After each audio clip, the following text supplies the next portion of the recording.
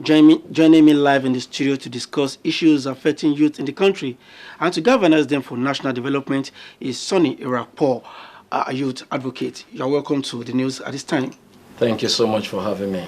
All right, we are taking a look at the theme of this year, International Youth Day, which talks about intergenerational solidarity, creating a world for all ages. How apt do you consider this theme, this focus? Well, this focus, it is not just well thought out, it is timely, it is necessary. In the sense that over the years, young people have been suffering from different deprivation, which has hindered them for not really contributing to the growth and development of a country. So if the age thing, for example, that you mentioned, it has been a barrier, it has been a lacuna, it has been, there is a bridge which we need to, there is a gap which we need to work on.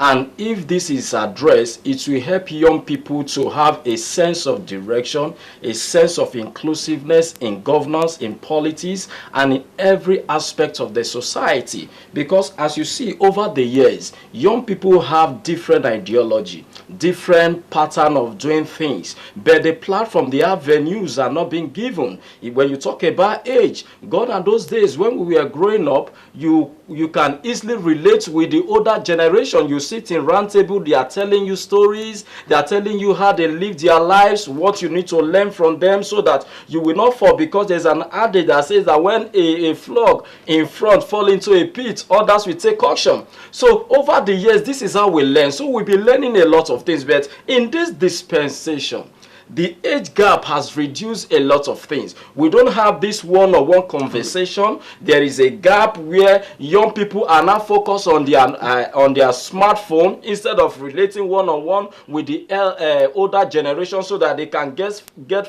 first-hand information that can change their life. So this particular thing, intergenerational solidarity, is very, very important so that we can draw the attention of the world to what young people are facing. And when you look, the issue that is affecting young people today, you will also thank the United Nations for coming out with this thing so that we can also celebrate young people. Because over the years, there is these people being celebrated at the platform as mediocrity. The hardworking individuals are not being celebrated. Tenacity and resilience of young people are not recognized. Platforms are not given. So giving young people an avenue for them to have this kind of a day is very, very key if our nation must be developed. And I want to really thank the United Nations for seeing this as an all-important day that will enable us to draw attention of the government,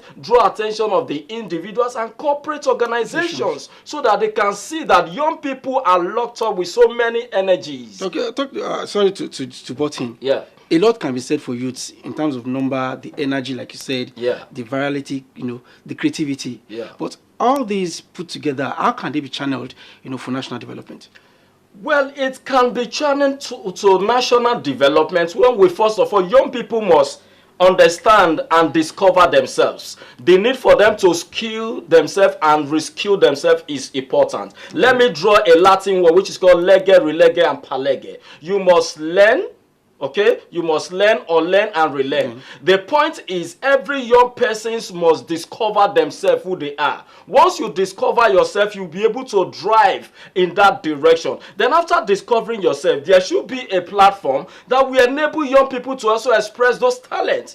And the issue in Nigeria is that we have so many talents out there, but there are no platform for them to express this talent. And like what I've said before, talent is barren until a platform is created. When that platform is created, the talent will now be blown out to the world. Like what you see with our in the sports, Amuson, and the rest of them that are making us proud. In the ICT world, we have them. In politics, we have them. In the NGO sector that I'm into, we also have them. So there is a need for we to create those platforms to enable young people to express themselves. And until those platforms platforms are created where these individuals will express themselves, energies, those talents will be locked in, and they will be redirected to negative things. So there is a need for we to pay attention to these talents and also ensure that we celebrate them when we notice them. I think the key submission is the issue of platform. I'm talking about platform. 2023 is around the corner. Politics, I mean, the whole country is agog with politics. Where do we find the youths in all this? How can they, move from the realm of, being future leaders, to leaders, in present, or coming this position, so to speak? For some of us, we don't emphasize the youth are the future leaders. The youth are actually the leaders of today.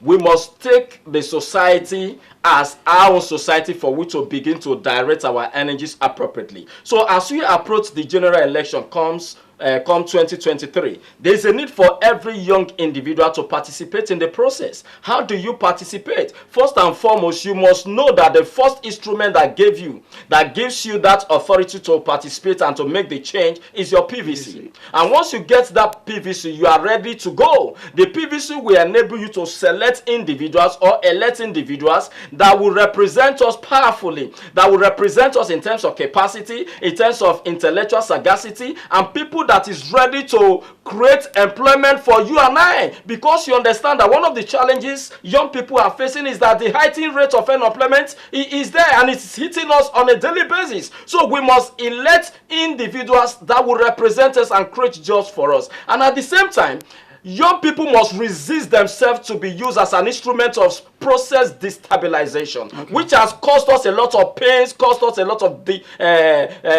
dissatisfaction. We've been dissatisfied for so many things. And if young people must impute into this 2023 election, there is a need for them to come on board. How do you come on board? You must make sure that you don't allow the politicians to use you for men troubles. You don't engage yourself in drug abuse and addiction, because we've seen where even politicians are buying drugs for these young individuals because they are idle, and at the end of the day they are using them to slap ballot boxes. They are using them to foment one kind of trouble and the other that is causing destabilization in the process. So young people must understand that changing this society, changing our nation Nigeria, requires our full participation in the political process. Like you rightly observed, PVC is key, and we saw quite a number of them coming out to register. But something bothers me, and that is, the fact that we don't seem to have, this aggregation of what they believe in. We seems to have,